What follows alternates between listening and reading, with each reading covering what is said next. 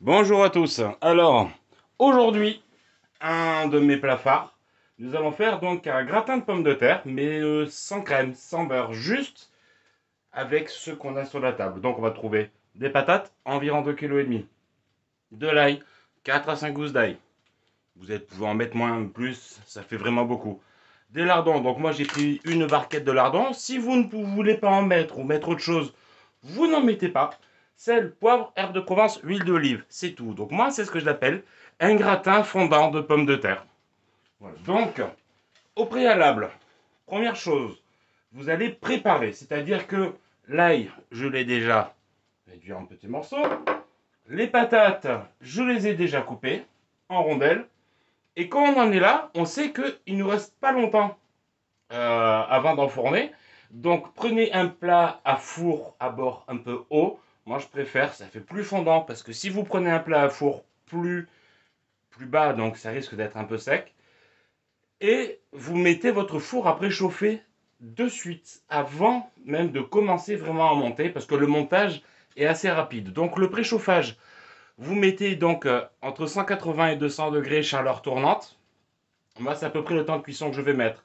Étant donné que j'ai pas un four qui est très puissant, donc moi je vais le laisser à 200 degrés. Mais si vous avez un four assez costaud, 180 suffira. Et le temps de cuisson pour 2 kg, 2,5 kg de patates, vous en avez bien pour une heure et demie.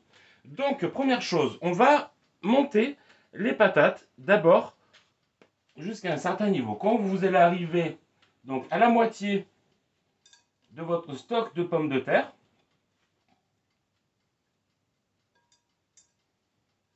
il va y avoir une petite étape. Voilà. Donc là, on monte.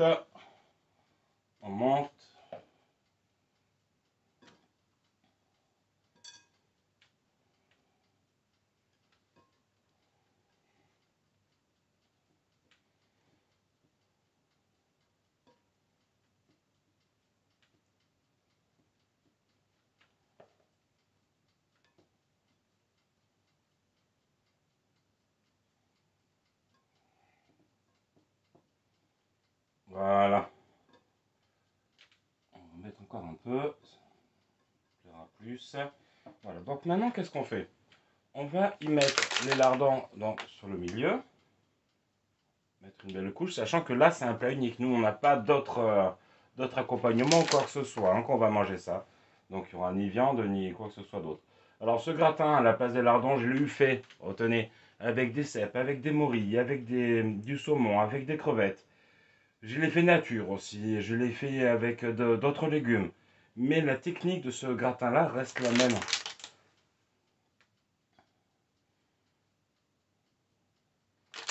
Faut y mettre des dés de jambon si vous voulez pas que ce soit trop gras, parce que le lardon reste un peu gras aussi. Vous pouvez mettre en fait ce qui vous plaît, des restes. Vous avez un reste de la veille, de viande, vous ne savez pas quoi en faire, vous le mettez, ça va très bien aussi. Hop, voilà. Donc maintenant qu'on en est là, que fait-on? Nous allons donc mettre des herbes de Provence sur le dessus.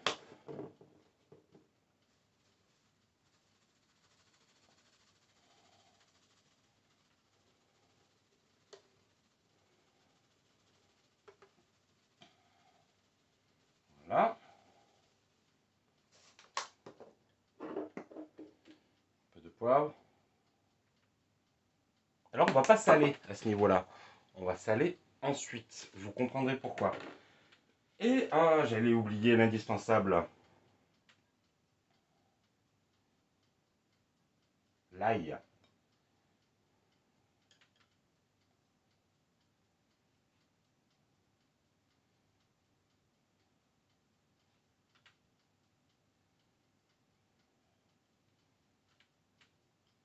En fait, là, il va fondre hein, dans le gratin. Il va complètement se diffuser. Vous pouvez en mettre selon vos goûts, selon vos préférences. Hein. Il n'y a pas de règle particulière. Et ensuite, donc, on reprend des patates et on va remonter. Donc là, par contre, on fait un peu plus attention au montage, à essayer donc de ne pas détruire et tout remuer les lardons. Donc, on va remonter jusqu'en haut. Donc jusqu'à ce que vous ayez épuisé votre stock de patates. N'essayez pas de monter plus haut que les bords du gratin. J'ai déjà essayé, ça ne marche pas.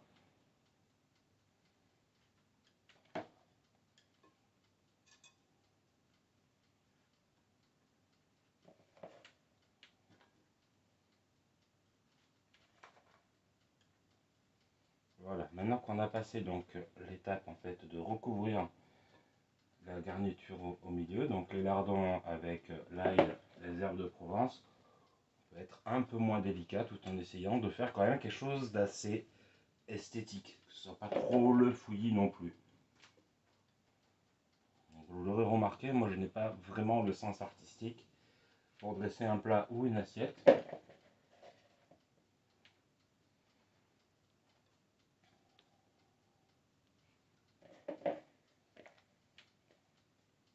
Voilà, donc on va équilibrer donc le niveau des pommes de terre, des patates. Voilà, que ce soit à peu près égal, partout pareil.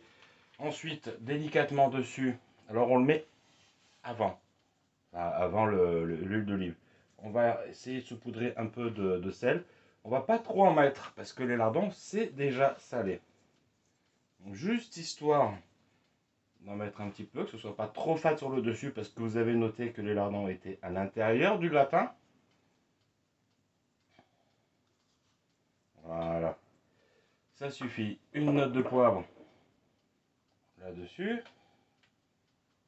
Hop. Pour faire joli, touche d'herbe de Provence. Je les ai pris déshydratés parce que tout le monde n'a pas la chance de pouvoir avoir des herbes de Provence fraîches. Et puis dans le magasin, il y a vraiment ce qu'il faut et de bonne qualité. Peu importe les magasins, même si vous allez dans des magasins discount, vous trouverez tout ce qu'il vous faut. Et là, de l'huile d'olive. Donc là, c'est maintenant qu'on a mis l'huile d'olive, tout simplement parce qu'en fait, elle va couler jusqu'au fond du gratin. Hop, n'hésitez pas à recouvrir sans trop abuser non plus. Voilà. Maintenant que le gratin est fait, vous avez vu combien de temps ça vous a pris pour le faire?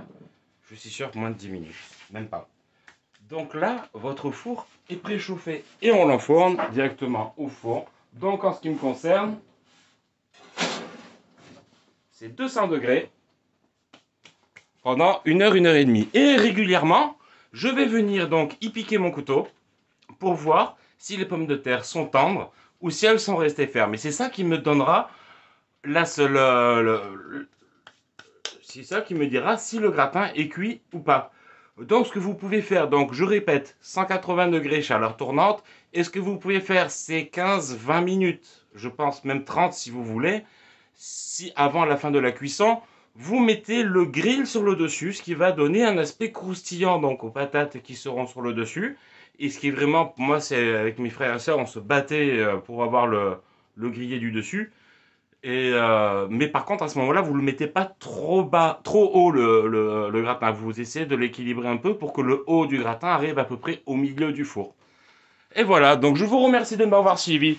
N'oubliez pas de vous abonner et de me suivre sur toutes les plateformes des réseaux sociaux donc, que l'on peut trouver. Je vous souhaite un bon appétit et une bonne journée.